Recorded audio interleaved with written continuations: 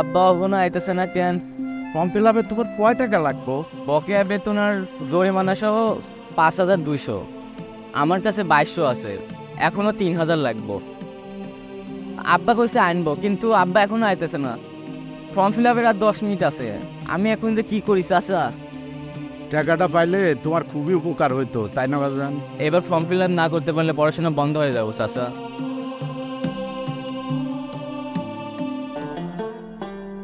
এই লও, এখানে 3,000 টাকাই আছে।